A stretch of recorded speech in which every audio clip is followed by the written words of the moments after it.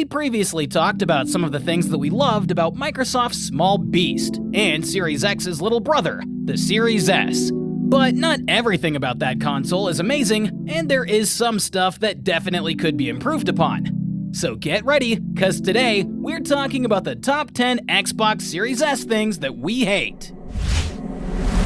Superplayers. Number 10. Video gaming as a hobby has been transitioning towards a more digital-focused experience for many years now, and the Xbox Series S's exclusion of a disk drive to cut down on costs and moving parts is probably perfectly fine for some gamers. However, if you've spent years collecting physical video games and love having a collection of discs and cases, the Xbox Series S is all but useless to you. Your entire collection will exist either on the storage of your console or in the cloud.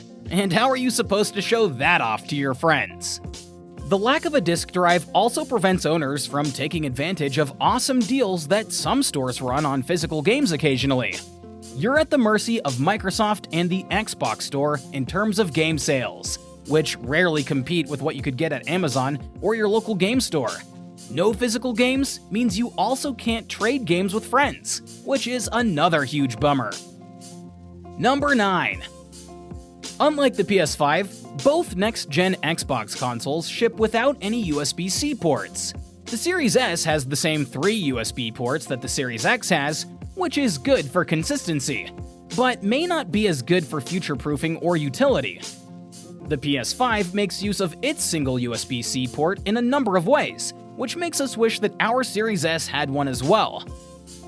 On the PS5, the USB-C port can be used to fast-charge the DualSense controller thanks to the power delivery charging standard that is only possible with USB-C. The newer port also allows for much faster read and write rates for data, which means super fast external storage for all of the games that don't fit on the SSD without having to depend on a proprietary storage expansion slot. With the Series S, you're stuck with a much slower USB 3.0 and older external hard drives, which won't load your games as fast. Number 8. You can get an Xbox Series S in any color you want, as long as that color is white. It kind of makes sense, since the Series X only comes in black, but it's much easier for an all-black console to fit into an entertainment center than it is for an all-white one too.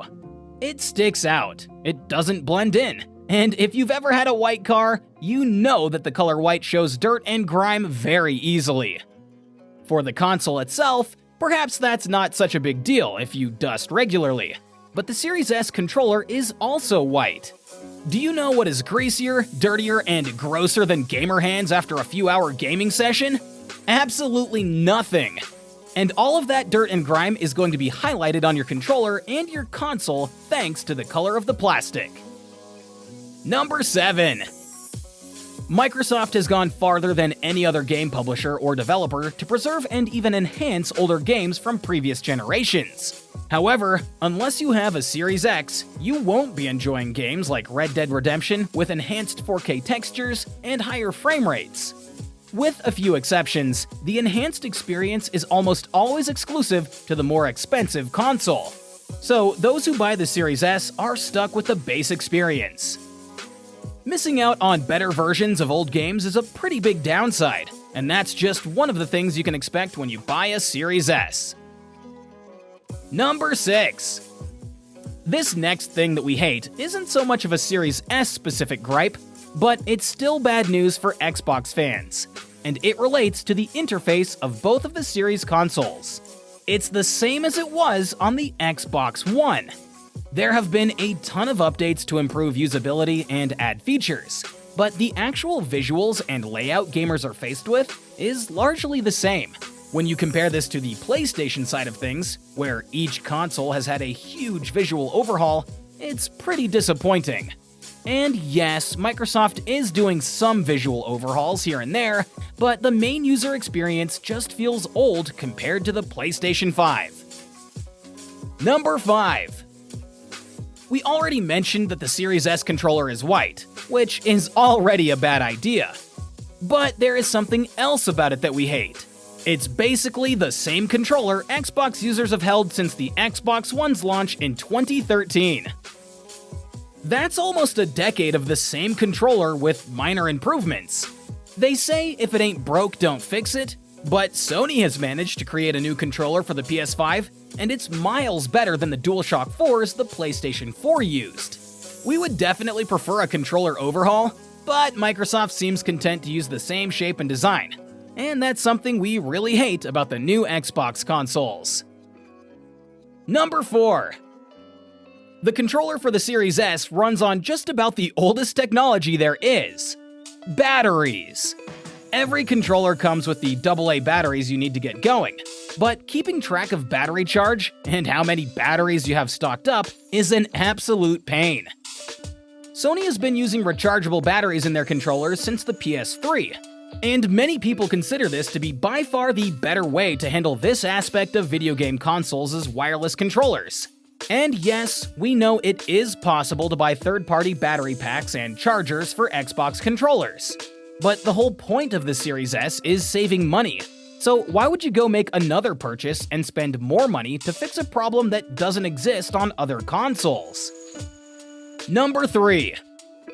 When you buy an Xbox Series S, you're already accepting that you won't be getting the full-fat versions of the games that are available on the Series X. It's going to be a downgraded experience with lower resolution and fewer bells and whistles. This is fine when you consider the price of the console, but you definitely aren't getting the next-gen experience you would have on other consoles. 1080p and 1440p versions of 4K games might be okay right now, but who knows how long the Series S will even be able to run games that release on the Series X. It's not exactly future-proofed, and we hate to think that in the next few years, a console we invested in won't be able to run the new games that are releasing then with the same visual quality. Number 2. The Xbox Series S ships with a 512GB SSD. Now, that might seem fine on paper for some people, but it's half the capacity of the Series X's 1TB SSD. And you don't even get the full 512GB to store your games. Out of the box, you only have 364GB of space to put all of your games, and that will definitely be a problem depending on what games you play. Number 1. At this point in the Xbox Series S's lifecycle, Microsoft is still waiting on their console exclusives to finish development, and the majority of the games that were released as timed exclusives, like The Ascent, have since been released for other consoles and PC. There are plenty of awesome exclusives on the horizon, like Starfield and Senua's Saga, but no one actually knows when they'll be released, since many of them have already been delayed multiple times. Not to mention, some greatly hyped exclusives like Redfall have disappointed most people when released. That leaves current Series S users in a bad spot, with mostly multi-platform games that look and perform better elsewhere, and exclusives that are practically just a gamble for the future. And these are precisely the things that we hate the most about the Xbox Series S. So, do you have a Series S already? What are some of the things that you hate about it? Let us know in the comments, and we'll see you in the next video. Superplayers.